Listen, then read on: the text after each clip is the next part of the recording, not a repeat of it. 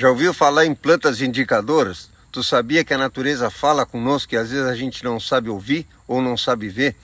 Então, quando a gente caminha no terreno, faz uma leitura da paisagem, como a gente diz, procura olhar o que está nascendo. O que está nascendo no teu terreno está dizendo o que ele é, o que ele tem e o que lhe falta ou o que sobra dele. Então é importante a gente entender que existem plantas que nos indicam, são indicadoras biológicas de como é que está o teu solo, como é que está o teu terreno. Vamos dar uma olhada aqui, ó. Ó, isso aqui está cheio de tansagem, toda essa área aqui está cheia de tansagem.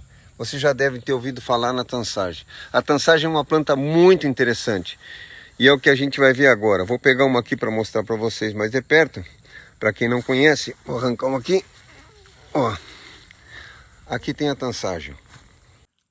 Aqui está a tansagem para quem não conhece. A tansagem é uma indicadora de solo compactado. E olha que interessante, onde é que ela está nascendo aos montes aqui? Exatamente onde a gente manobra trator, manobra reboque, um monte de máquina passando, o solo está completamente compactado. E ela nasce aqui.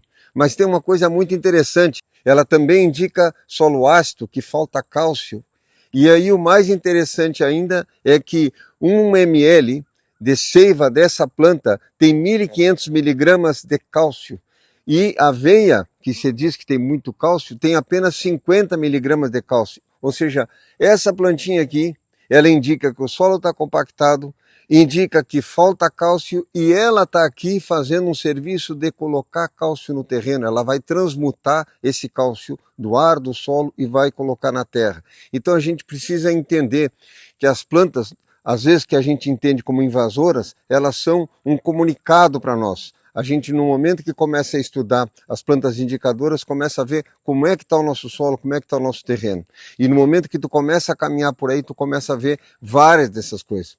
Outra planta comum que aparece no campo é a língua de vaca. A língua de vaca geralmente aparece aonde? Na volta da mangueira, do curral, como o pessoal diz, ou perto das fossas. Por quê? Porque ela diz que tem excesso de nitrogênio. Então, no momento que eu começo a identificar que tem língua de vaca, eu já começo a perceber isso.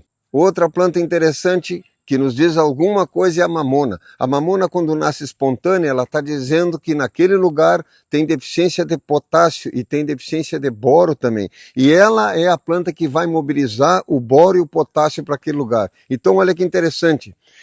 Ao mesmo tempo que ela está dizendo que não tem potássio e que falta boro ali, ela está se encarregando para fazer com que aquele solo tenha novamente potássio e boro. Então aí tu vai lá e faz um plantio de mamona e tu vai restabelecer o potássio no lugar. Então essas plantas são importantes a gente estudar.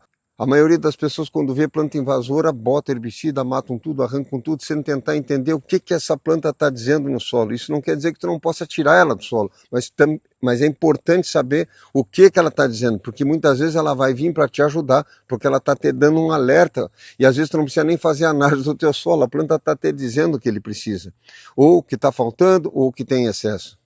Uma outra plantinha que vocês vão encontrar também no terreno de vocês é o dente de leão. Quem é que já não viu o dente de leão? Ele indica a presença de boro. E boro está faltando bastante no nosso cultivo, porque o solo brasileiro é pobre em boro. Então, o que é bom? É bom tu pegar dente de leão, plantar no teu canteiro. Por quê? Porque ele está dizendo que não tem boro, mas ele vai fixar boro. Ou seja, então existe uma inteligência na natureza, isso que a gente tem que entender. Existe uma inteligência onde a natureza está sempre se regenerando. Ou seja, ela está sempre demonstrando o que falta e colocando plantas no lugar para poder fazer com que isso tudo se renove. Outra planta interessante que aparece direto também, a guanchuma. A guanchuma é uma planta que mostra que o solo está altamente compactado. Então, quando começa a nascer guanchuma, o que tu vai fazer? Tu vai descompactar. Ou tu vai botar uma máquina, um subsolador, ou também tu pode plantar feijão guandu, que tem uma raiz bem pivotante, vai fazer com que o solo areje, ou seja, vai fazer com que o solo entre ar e entre água. Então, a guanchuma está falando isso, está mostrando isso. Há muito tempo atrás eu visitei um produtor de parreiras, de uva, na Serra Gaúcha, e ele estava com uma área enorme, de cerca de quase 2 hectares de parreira, coberto de guanchuma. E eu disse para ele, esse solo, o problema desse solo é que ele está compactado. Ele disse, não, nós lavramos cruzado, lavramos subindo, lavramos descendo, reviramos todo ele, e isso aí não pode ser. E foi exatamente pelo tipo de lavração que ele fez que o solo compactou. E era um mar de guanchuma, na verdade era assim, era um mato, aquilo estava completamente tomado o campo dele daquilo. Então, o que ele fez piorou, o que ele fez criou uma condição para que a guanchuma estava mostrando que o solo estava compactado, precisava agora ali descompactar ou com máquina ou com feijão guandu. Ou um nabo forrageiro, se for um inverno pode botar um nabo forrageiro. Mas o importante então é a gente estudar as plantas indicadoras, porque as plantas sempre estão nos dizendo alguma coisa, e são uma infinidade delas. Tem muito lugar que aparece os espinhos de carneiro, já viram aquilo? Pai, gruda num e gruda num animal e pega no outro, às vezes na roupa da gente. Espinho de carneiro é deficiência de cálcio. No momento que tu faz uma calagem no lugar, ele desaparece. E as pessoas não acreditam que é assim, mas é assim que funciona, porque aquela planta está indicando isso.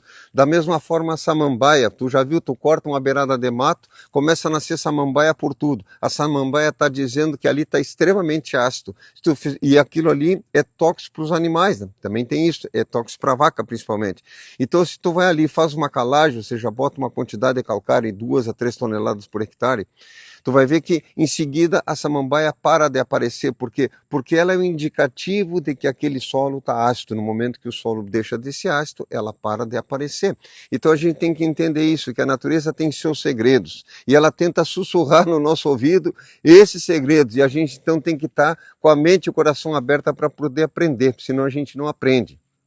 Outra plantinha que nasce muito nas lavouras de trigo, o nabo, nabiça, chamam de nabo bravo ou nabisco, né? Ele aparece em lavoura de trigo quando tem deficiência de boro e de manganês. Então tu imagina, tu tá com uma lavoura de trigo e de repente começa a aparecer essa planta, tudo bem, tu vai lá e pode capinar ela, tirar para não, né, se multiplicar muito, enfim. Mas o importante é tu saber que está faltando boro e manganês, então tu pode fazer uma aplicação de boro e manganês e tu vai ver que vai reduzir a planta vai desaparecer. No outro ano ela já não aparece porque tu já colocou aquele nutriente que estava faltando. Então é isso que a gente precisa saber. No momento que a gente consegue fazer uma boa leitura da paisagem e entender o que está acontecendo no terreno, a gente tira sempre o melhor proveito. Então nós temos que trabalhar a favor da natureza e não contra.